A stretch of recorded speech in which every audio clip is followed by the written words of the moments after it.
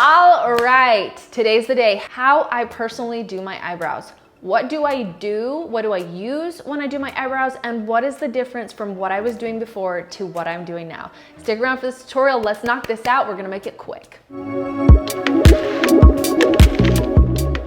I'm Jocelyn McClellan, and man, has time changed. Look at this photo right here. This is 2011. I have my little guy, we're at a wedding. This is what my brows look like then. Completely overplucked. There's nothing that I put into my brows.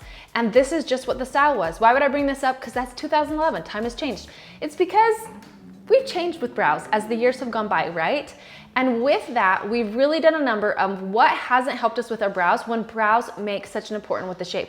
I wanna zoom in this eye really quickly and I wanna show you what does it do to my brow. You can tell that I have this like hump of skin where my brow should be. You can tell that I took it in tighter than that so that that stands out where light hits it. You can tell that my eye looks very drooped. It makes it look heavier, especially with the heaviness of my eyeliner. There's just a lot of things not working with me, for me, within this picture. Now I'm gonna show you a picture from me today, from this week. What do my brows look like now, and what is the difference? The difference is I quit tweezing and plucking.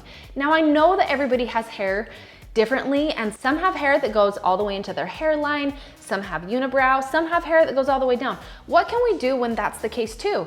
But for me, I had to quit plucking to make a change. And so I quit cold turkey because I was actually rashing out every time that I would go and get waxed.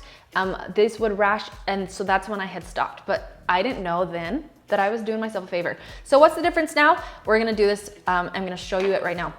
Now, as we go through the years, I had started filling in my brow. You can see that it was taking shape. I was actually using a product on my brow and they didn't look as thin. You can tell that I had stopped tweezing so much, but it was still really thin. So how do I have the brows that I have now? I didn't take any special potion, lotion, anything like that. And I know that is something that some people do, and that's great too, but I didn't. What I did do though was start filling them in, but when I filled them in, I was just following the shape of my natural brow. I wasn't doing anything specifically, and today, using a brow pen, we are going to change the different look with your brow. Now, brows can have all different looks. You can go from having some type of balm that you use for your brow. Anastasia is actually the one that I used back in the day. You can have where you put eyeshadows in the brow, especially when you're just barely wanting for it to show up, or you can use this method that I do. Also, let me back up too. You can use a brow pencil. I personally don't use a brow pencil because the brow pencils, you have to keep sharpening them. They're a pain in the butt. I want something that is really gonna have a tip, a point that is extremely fine, that is gonna make a difference with my brows. So it looks like the microbladed look. And that's what we want in the end. So the difference between the two, let's pop up that old picture in 2011 versus my photo now. Put them on the screen together and see what we get. Look at the difference in the brows. So what's the difference now, okay? So first and foremost, I use a clear brow gel. If you're trying to have the brows that I use where we're using a brow pen and we're using minimal product, I use a brow gel. I come into the brow gel. Well, first, let me back up. I will take a spoolie of some sort and try and shape my brow first, so I'm not getting too much of this. Now, I am using the Anastasia clear brow gel. I really like that one. I was using one from Sigma before. That's the one that you always saw me use, but I changed to this one and it's great. But heck, whatever you find, clear brow gel, do yourself a solid, you'll be good to go. So, clear brow gel, shaping it how I feel that I want my brow. Now, lifting the brow up, I know we see a lot of people that really created that laminate look brows, and if that's what you're looking for, that's great too, but that's not how I personally do my brows, and today that's what this tutorial is all about. But I am going to take shape. I am not going to tweeze or pluck without anything in my brows. Next, with my brow, I'm going to wait for it to dry. Okay, I've tried it both ways where it's been wet and I go in and it really doesn't turn out as good, so you wait for it to dry completely. While it's drying, I'm gonna show you what I used to do on this brow and just kind of go with the flow of my brow.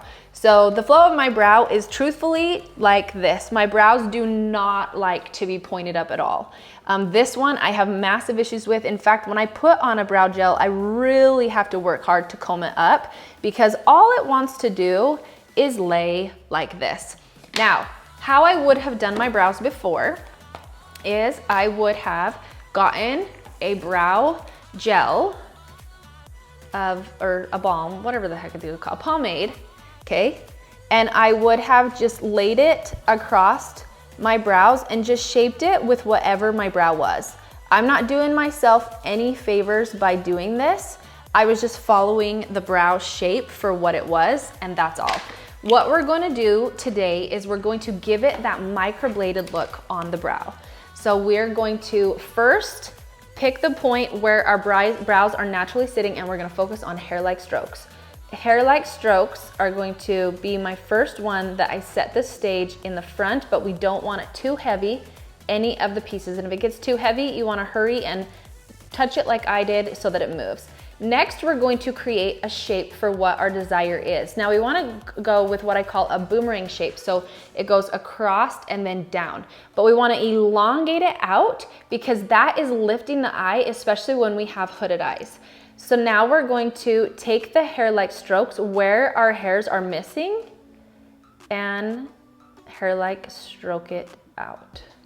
We're going with the flow of where things are missing and only filling in where things are missing. Okay, and you notice I'm following this to create a shape. I'm giving it the shape. I'm not following what my brow it was before.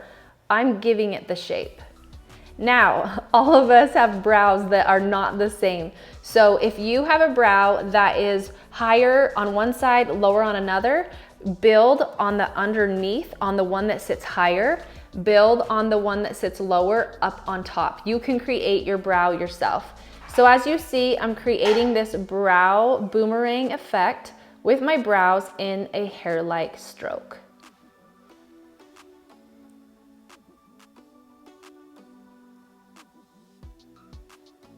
Now I'm just gonna come in with that spoolie and make sure that there is nothing too strong in color. And that's how I do my brow. So notice the difference. I wanna see this too. Notice the difference in how the brow looks. Like something so subtle, it really does make a difference to give it that raised effect. I didn't give it the laminated look. I didn't give it a strong look with having too much pomade on my brow. I just really tried to create that boomerang shape with my brow and create a shape to it. So what can we do on this side to make it a little bit better? The final thing and what I want to give you for your tip today, and this is the very end of this video, is you want to create the shape. So having the shape come in from the brow, and if you're having to add a brow, it's okay. If you're having to add color because you don't have the places that you need it, remember, hair-like strokes is most important. You're gonna wait for that to dry, and then after that part dries, you are then going to take and shape. So if you zoom in really tight right here, you can see where I'm missing that section right in there. Okay, so when I look in this mirror, I see how rounded this backside is. It doesn't have the boomerang effect, and that boomerang effect is what really lifts that eye.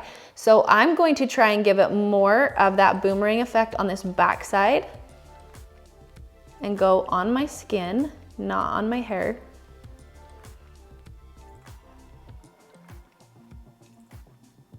And I'm gonna fill in the gap.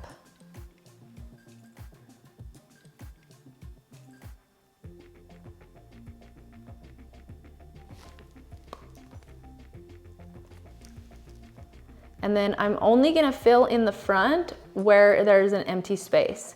The goal here is just to fill in where it's empty and where you need to create a shape.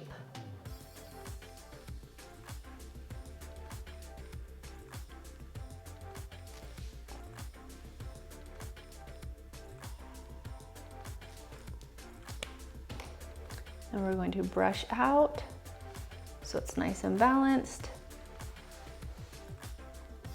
And now look at the difference. Wow, it seriously makes such a difference in the two. So let's compare now. I want to make this screen so you can see me on the edge, and then we're gonna place an older photo of me right here on the side. Okay, look at the difference in these two.